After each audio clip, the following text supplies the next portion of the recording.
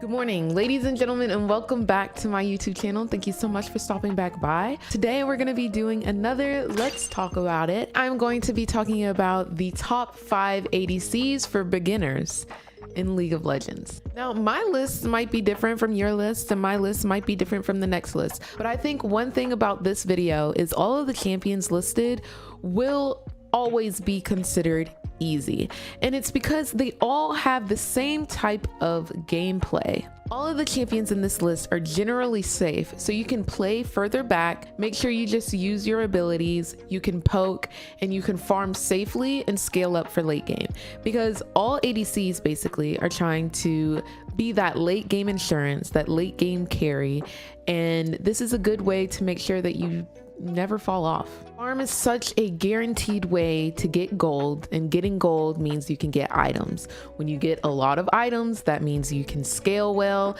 you can do more damage, and then of course you can kill the enemy. And that's the whole point. When you kill them, you can get their towers, you can get their nexus, yada yada yada. These top 5 ADCs, you can really focus on you, your lane, and making sure that you will be able to help carry the game later. I'm gonna start with number 5. Number 5 and number 4 are both like boo, lame. Like, I don't really like these ADCs, but they're generally easy. And again, they fall into that category where you can stay back and just poke. The first unfun champ that you can just spam abilities is Sivir.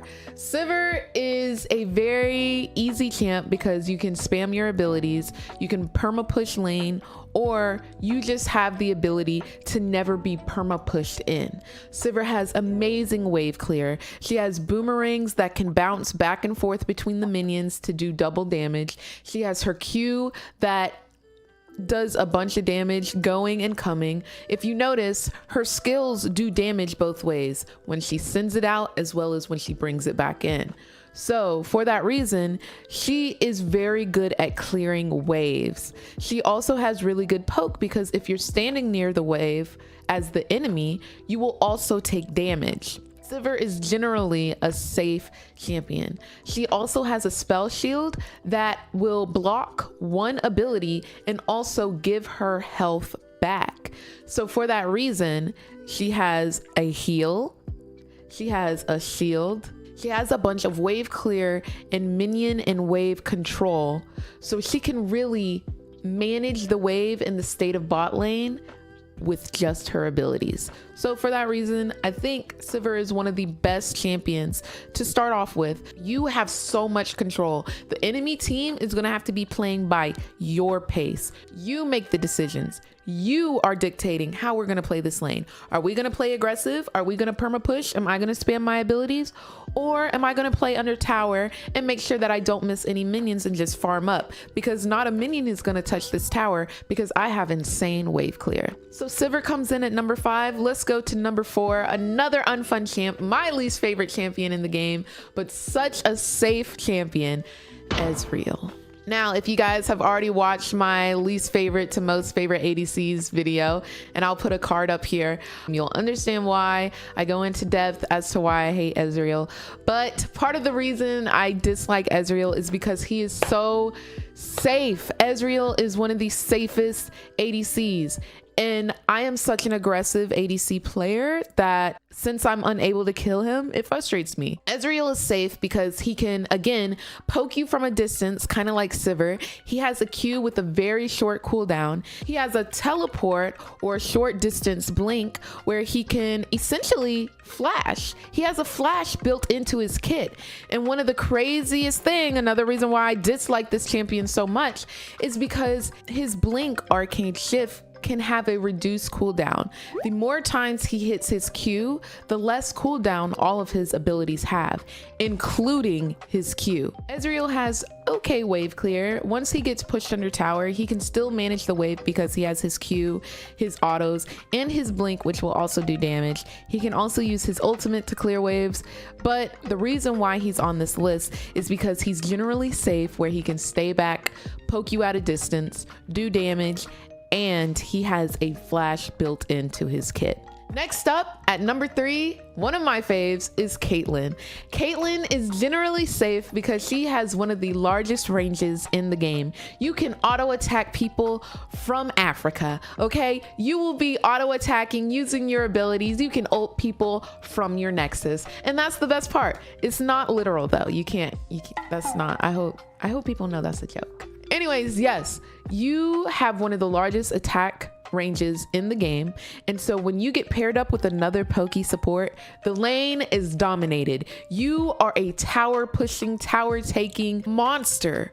Nobody is going to really be able to trade with you if we're talking about just autos. She also has traps that can root somebody and also get off major damage by using her headshots. Her passive includes that if you are sitting in a bush, you build up more headshots, which means more critical strikes, which means more damage. Her ulti, you can't miss. All you have to do is make sure it locks on and it's perfect. She does have a combo. I call it the full Caitlyn combo.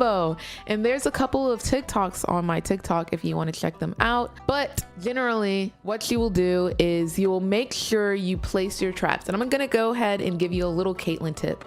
When you are placing your traps, don't put them in the lane all willy-nilly. No, you want to place those traps with purpose. You need to think to yourself, where are they going to be? Where does the champion want to path? That is where you need to place your traps, because once you mess them up, once they start stuttering, they're going to start making more mistakes, and you can capitalize on those mistakes by just getting your autos off. Maybe you can cast your net, cast your Q in their general direction, but the best part is you want to make that enemy feel uncomfortable, because once they're uncomfortable, they're going to start making mistakes. Also, just a little tip, your Q does more damage to the first person it hits. Just want to let you know that. Coming in number 2 for ADCs for beginners is Miss Fortune. Miss Fortune is another person that you can just poke with. You can stay kind of far back with. A lot of people are using her as lethality, or they'll run her AP because her E that you can literally just point and click and it rains tons of damage. It allows you to get so much damage off by being so far away.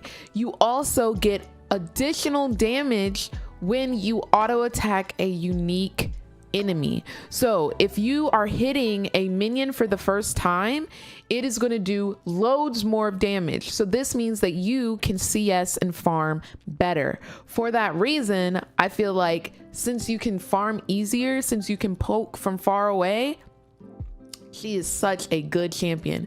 Miss Fortune also has a lot of presence in team fights. Unlike Caitlyn, who can only auto attack one person, Miss Fortune's ultimate is a wide cast rain of bullets. And I know you hear the laugh. She's going crazy. She's she's going crazy, but she's going crazy with damage too. Don't forget that. If you are in a Miss Fortune ult, you already know you are about to take so much damage. That rain of bullets is going to take you out. And it's going to take out a lot of your teammates too. A good Miss Fortune ult can turn a team fight in an instant. And that's why Miss Fortune is sitting here pretty at number 2. All right, coming in at number 1, one of my favorite champions, the utility queen herself, Ashe. Ashe comes in at number 1 because even if you are 0 and 45, sis, you are still going to be useful. Ashe has so much utility loaded into her kit, it doesn't matter. It doesn't matter if you're feeding, it doesn't matter if you're inting, it doesn't matter if you're AFK. You can be AFK in base and still be useful. That is how useful Ashe is. Actually, each and every ability, each and every auto has some sort of CC, and it's insane. Her autos, you're slowed. Her Q, you're slowed. Her W, you're slowed. Her E, granted vision. Her ulti, you're stunned and it's over. Like the duration of the stun increases the longer it travels. So if you get a long range stun off, they're not moving. They're not moving.